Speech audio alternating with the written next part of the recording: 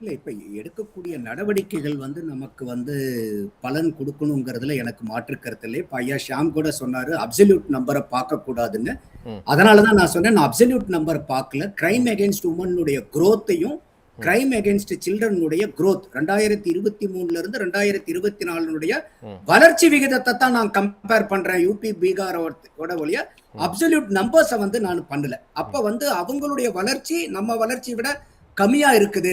நம்ம தான் குற்றங்கள் பெண்களுக்கு எதிரான, சிறுமிக்கு எதிரான குற்றங்கள்ல அதிகமாயிட்டு இருக்குன்னு சொல்றோம். இப்ப கூட அந்த மசேகான் டாக் அந்த இன்வெஸ்ட்மெண்ட் ஆந்திராவுக்கு போயிடுச்சுன்றாங்க. இது செப்டம்பர் 2025லே டிஎம்கே கவர்மெண்ட் கூட அக்ரிமெண்ட் போடுறாங்க. அதுக்கப்புறம் அவங்களுக்கு இந்த special purpose vehicle expression of இன்ட்ரெஸ்ட்னு கவர்மெண்ட் கொடுக்கணும். அந்த கவர்மெண்ட் இவங்க Q2 FY26ல அந்த கம்பெனி ரிப்போர்ட் பண்ணும்போது கூட நம்ம ஒரு 15,000 to 18,000 கோடி ரூபாய் இன்வெஸ்ட் பண்ண போறோம்னு சொல்லி இந்த expression of interest government of Tamil Nadu இருந்து வரலன்னு சொல்லிட்டு, ஏன்னா இது ஸ்பெஷல் பர்பஸ் வெஹிக்கிள் ஸ்கீம்குள்ளார இதை கொண்டு வராங்க. பல தடவை அவங்க கேட்டும் கொடுக்கல. கடைசீட்ல பார்த்தா என்னன்னா, எக்ஸ்க்ளூசிவ் பிசினஸ் கோஆபரேஷன் அக்ரிமெண்ட்டை இது Tamil Nadu government rising investment conclave மதுரையில நடந்ததுல அன்னைக்கு இருந்த முதலமைச்சர் ஐயா ஸ்டாலினுடைய முன்னிலையில ஹெச்டி உண்டாய் அந்த கம்பெனிக்கு கொடுக்கப்பட்டிருக்கு.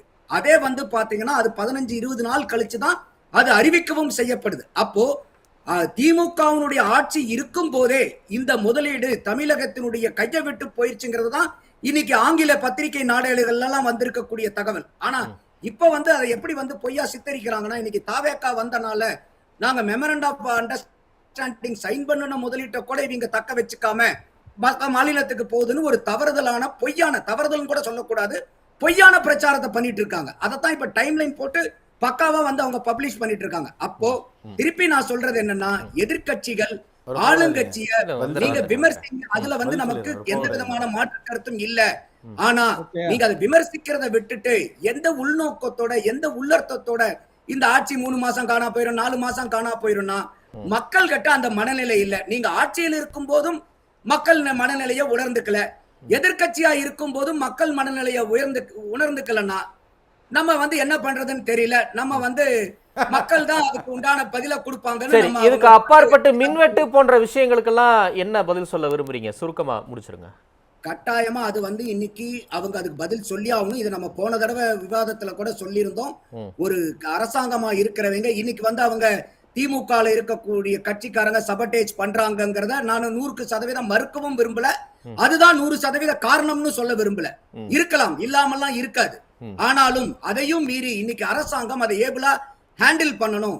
நீங்க கரண்ட் கட் ஆகிறது சகஜம். ஏன்னா திமுக போன்ற கட்சி கரண்ட் கட்டுனாலே ஆட்சியை பறி கொடுத்திருக்காங்க. அந்த அளவுக்கு அது முக்கியமான பிரச்சனை. அப்போ இது காரணங்கள் என்னவா இருந்தாலும் மக்களுக்கு ஒரு ப்ரோஆக்டிவான இன்ஃபர்மேஷன் கொடுங்க. இந்த மாதிரி கரண்ட் போக போகுதா, இந்த தேதியில இந்த இடத்துல இத்தனை மணில இருந்து இத்தனை மணிக்குள்ளார கரண்ட் போகிறோம் அப்படிங்கிற நீங்க முன்னெச்சரிக்கை நடவடிக்கை, ப்ரோஆக்டிவ் கம்யூனிகேஷன் நீங்க கொடுத்தீங்கன்னா நிலைமையை சரி செய்யற வரைக்கும் மக்களுக்கு அந்த தகவல் இல்லாம நீங்க ஏற்படுத்தக்கூடிய அந்த சர்ப்ரைசிங் கரண்ட் கட்டு தான் பாதிப்பை ஏற்படுத்துமே ஒழிய, நீங்க சொல்லிட்டு செஞ்சீங்கன்னா மக்கள் புரிஞ்சுப்பாங்க என்ன பிரச்சனைங்கிறத. அப்போ கவர்மெண்ட்டுக்கு அந்த ப்ரோஆக்டிவ் கம்யூனிகேஷன் இதுல வேணுங்கிறது என்னுடைய பார்வை தமிழரசன்.